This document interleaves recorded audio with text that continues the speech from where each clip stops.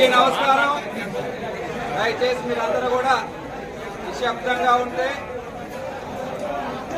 రెండు మాటలు మీతో షేర్ చేసుకోవాలనుకుంటున్నాను.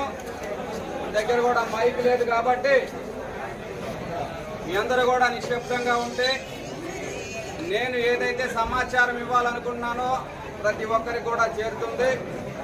ముందుగా మీ అందరికీ,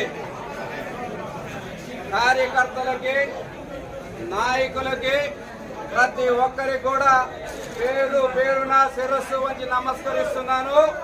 మీరందరూ కూడా, నాకు తెలుసు మీ అందరితో 3 సంవత్సరాలు కలిసి పనిచేసి మనమంతా కూడా ఎంత కసిగా పనిచేసామో. గత 20 సంవత్సరాలుగా మన తెలుగుదేశం పార్టీ ఎమ్మెల్యే మన నియోజకవర్గంలో లేరు.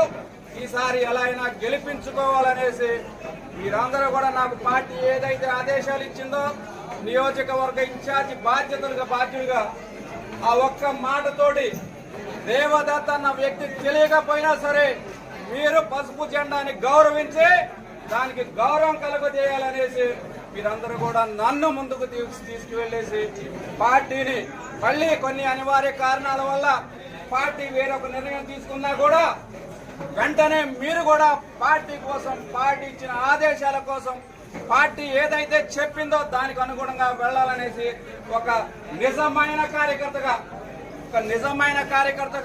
ఒక నాయకునిగా మీరందరూ కూడా గ్రామాల్లో ప్రతి ఒక్కరిని కదిలించి ఎక్కడా లేని మెజారిటీని తిరువూరు నియోజకవర్గంలో మీరందరూ కూడా ఇచ్చినందుకు మరొక్కసారి మీరందరూ కూడా ధన్యవాదాలు తెలియజేస్తున్నాను.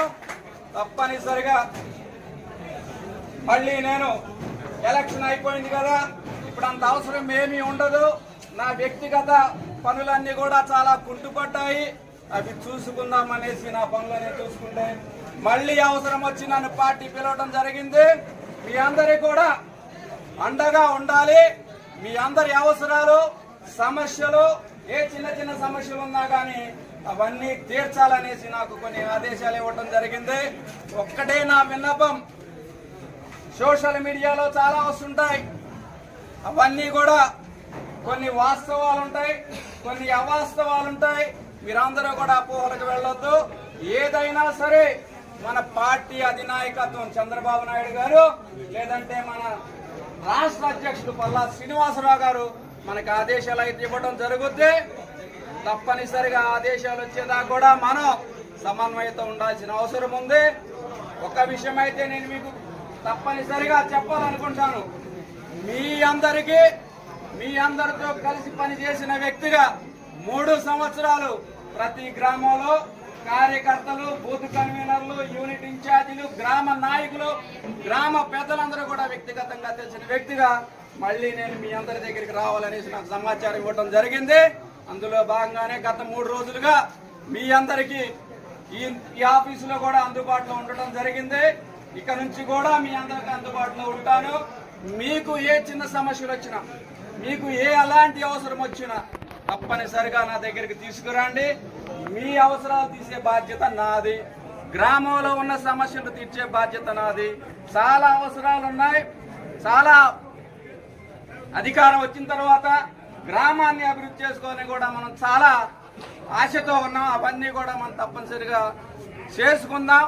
కొంతకాలం, కొన్ని రోజులు మీరందరూ కూడా, మనందరికీ తెలుసు తిరువూరు నియోజకవర్గంలో ఏం జరుగుతున్నాయో అవి బహిరంగంగా మనం మాట్లాడటం మంచి పద్ధతులు కాదు. కొంత సమయం వరకు కూడా మీరందరూ కూడా సమన్వయంతో ఉంటే మన పార్టీ అధినాయకత్వం మనకి ఆదేశాలు ఇవ్వడం జరుగుతుంది.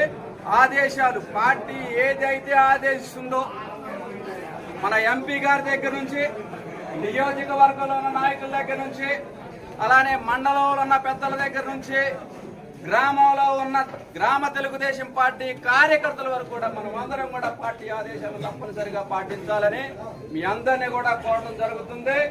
మీరందరూ కూడా మరి ఒక్కసారి నన్ను గౌరవించి, నన్ను అభిమానించి ఇంత భారీ స్పందనతోటి మీరందరూ కూడా కలిసి వచ్చినందుకు ప్రతి ఒక్కరికి మరి ఒక్కసారి పేరు పేరున శిరస్సు నుంచి నమస్కరిస్తున్నాను.